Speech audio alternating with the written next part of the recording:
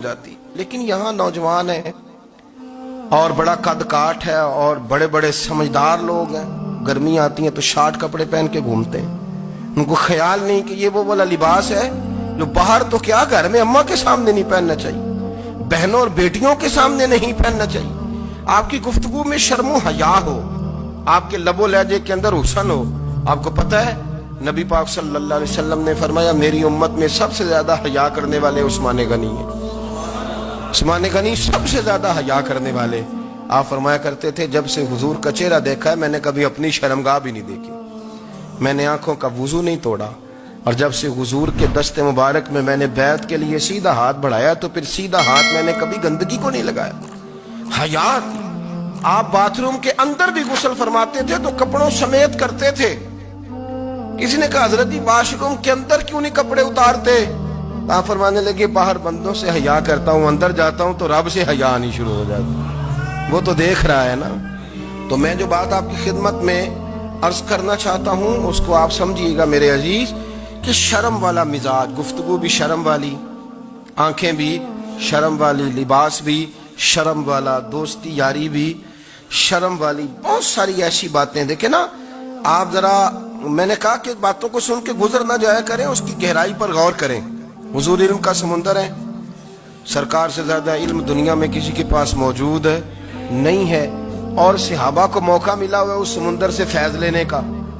लेकिन उनकी हालत यह है कि हजरत अली मुर्तजा फरमाते 14-14 दिन गुजर जाते। हुजूर से कुछ सवाल पूछना होता था पर मैं शर्म के मारे नहीं पूछ पाता था। 14-14 दिन बुखारी शरीफ में मौजूद है। एक दिन नबी पाक सल्लल्लाहु अलैहि वसल्लम ने पूछा सहाबा से कि वो कौन सा दरख्त है जिसके पत्ते नहीं गिरते, और वो दरख्त इस तरह है जिस तरह मोमिन होता है, वो दरख्त मेरे मोमिन की तरह बताओ।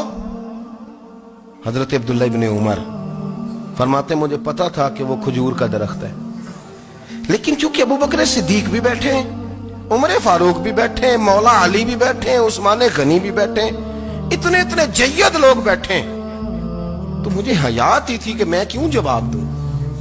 कहते सरकार ने कई दफा पूछा, लोगों ने कई और दरख्त बताए, पर फरमाया तुम्हारा जवाब दुरुस्त नहीं है। आप हया के इस पहलू पर गौर करें कि सवाल का जवाब आता है। सवाल का जवाब यानी मुझे सवाल का जवाब आता हो फिर मैं दूं ना, मुझे बदअज़मी ना हो जाएगी। ये कैसे मुमकिन है कि मेरी रात गुजर जाए, मुझे पता भी था और मैंने बताया नहीं।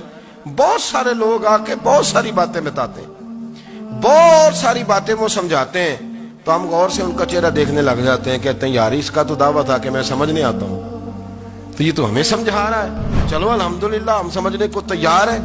लेकिन मेरे अजीज पता भी है जवाब का, इल्म भी है, लेकिन फरमाते हैं मेरी हया ने मुझे इजाजत न दी कि मैं जवाब दूं। आप फरमाते हैं फिर हुजूर से सहाबा ने अर्ज की कि या रसूलल्लाह आप ही बता दें वो दरख्त कौन सा है। तो हुजूर ने फरमाया भाई वो खजूर का दरख्त है।